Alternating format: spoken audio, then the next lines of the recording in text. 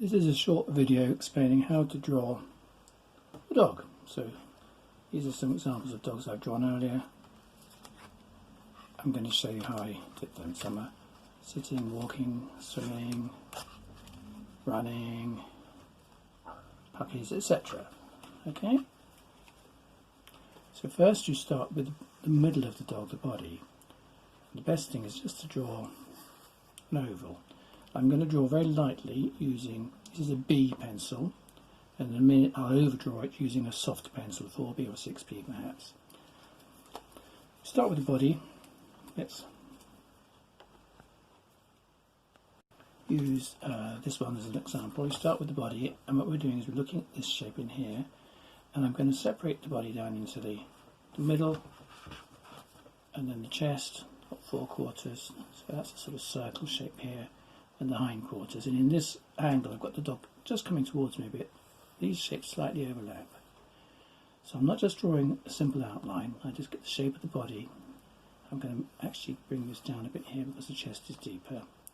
The neck comes up at this angle, and you can actually visualize this as a sort of cylinder shape coming over here. On top of the neck we've got the head, and we've got the muzzle, which is another sort of flower pot type shape, I suppose, I did on there. These are all overlapping shapes. Now, please don't worry about measuring or gauging accuracy at this stage. You'll see why in a minute, because what I'm going to do is just draw 4 dogs at once.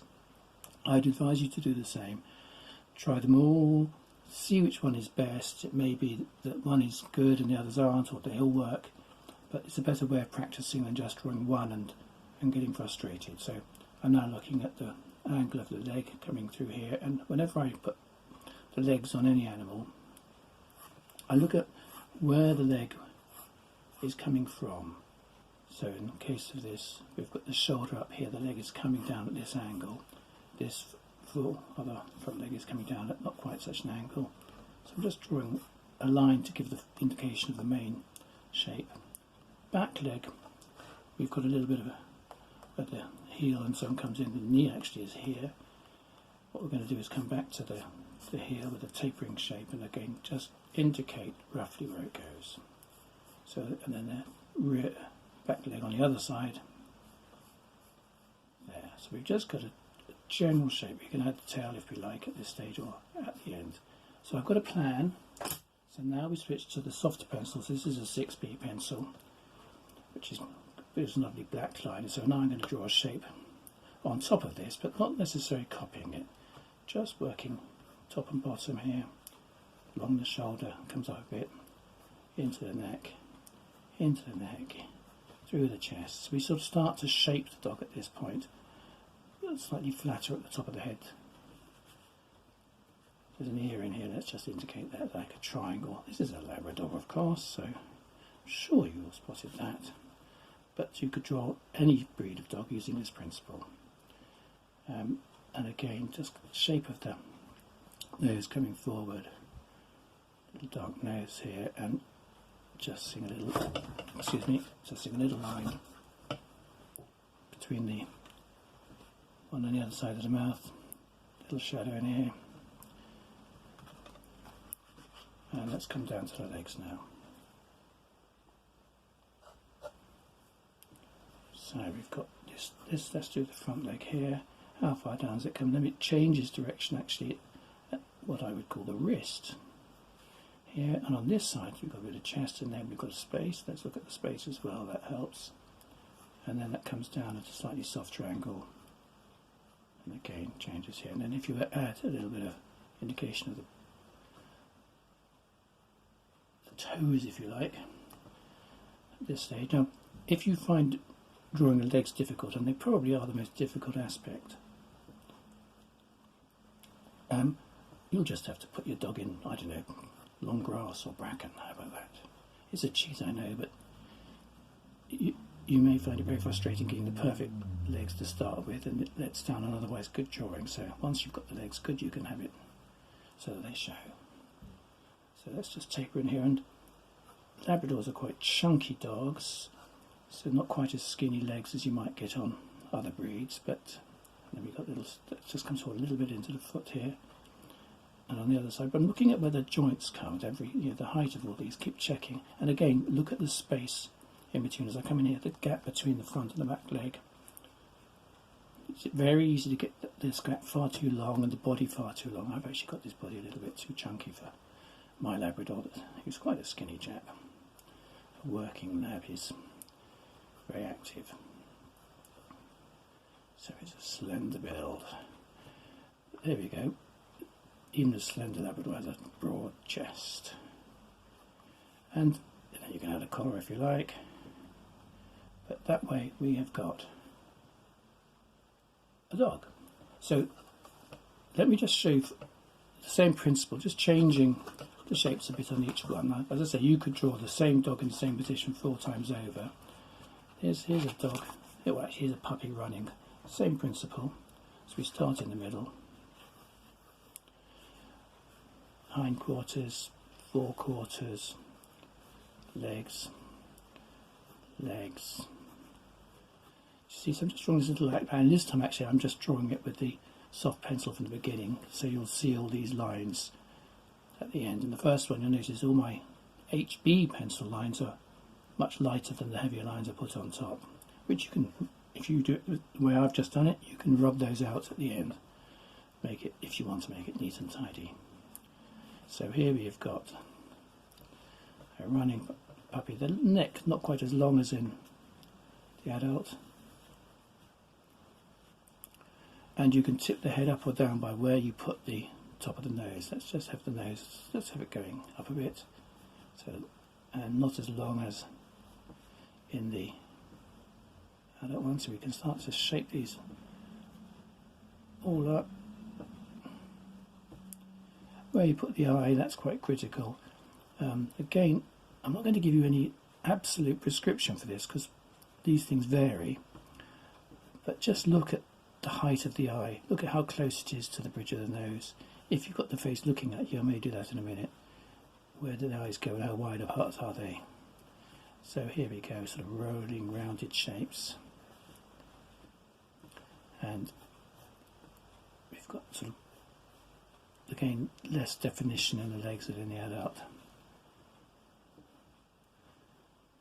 Little elbow here helps establish what the leg's doing, and we've got a sort of more curvy shape in the thigh here.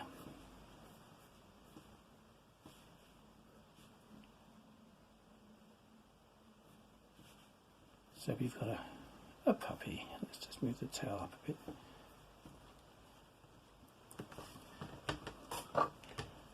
Leaping, and let's just draw a dog at a different position again. Oh yeah, let's just show you a portrait. So in this instance we've got a dog looking more at you. So this is a portrait of a dog. Let's just make it easier a little bit so you can see this. And in this instance we'll just start with a circle for the head, and that, depending on the angle the head is at you, I'm seeing both eyes here, so we could have the head going straight on. This is what I would call a 3/4 profile. So we've got the nose not coming out too far, and I'm going to visualise this shape here as a sort of flower pot shaped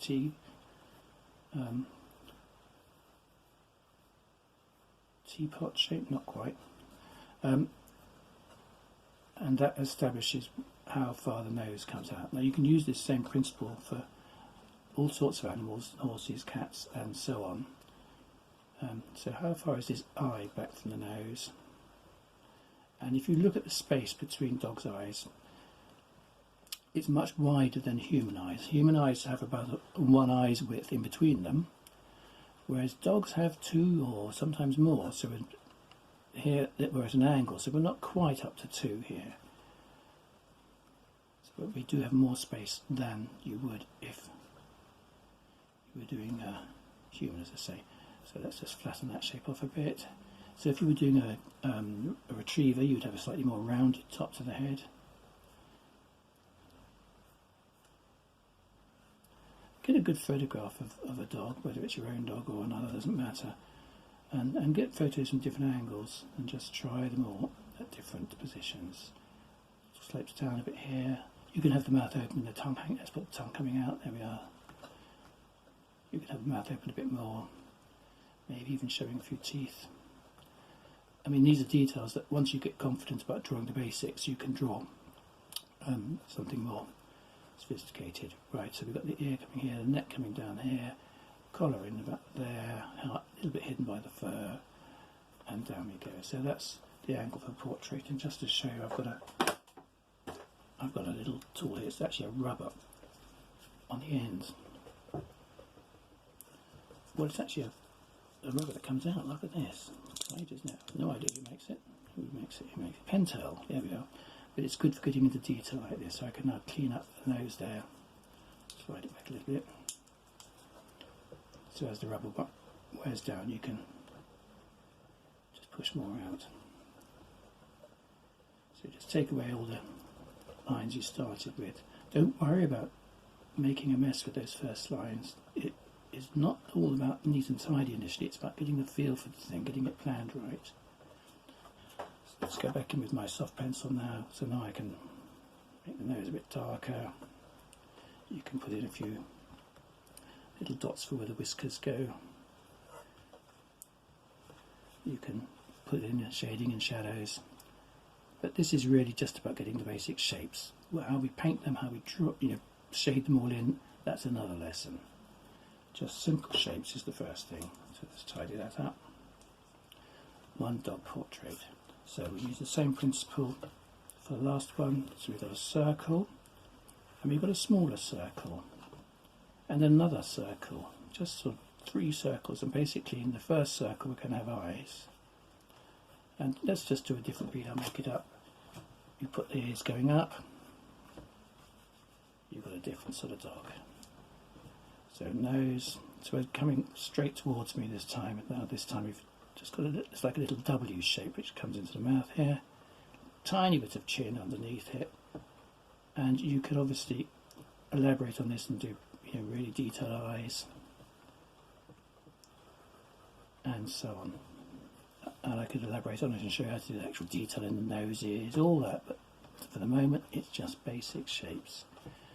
And then when you come down lower, a little bit of neck. Let's have the neck slightly over here. Actually, if you shorten it, it could almost be a cat. It's not quite a cat because the eyes are a bit different from a cat, the sort of shape of the eyes in a dog. But you could imagine converting something like this into a cat portrait. And again, depending on the shape of the ears. Now, these dogs are all relatively short-haired. If you make a mess of any of these, just convert them into long-haired dogs, and of course you can hide all the detail with a long-coated dog. So again, just get the rubber, tidy up the planning lines here, and let's just put a few little indications of shadows in here. So let's put a little shadow down the middle of the head here. Let's put a bit of a shadow here, create a bit of an eyebrow shape. Let's put some whiskers on, and we're going to put some shadow down this side, left side on this instance, left side here, left side underneath the head, just to bring it all forward a bit. Again, very simple.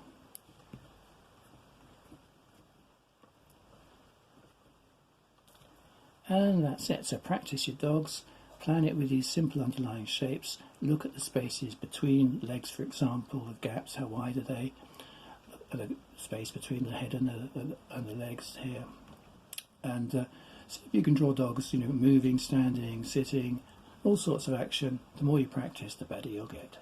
Thank you very much.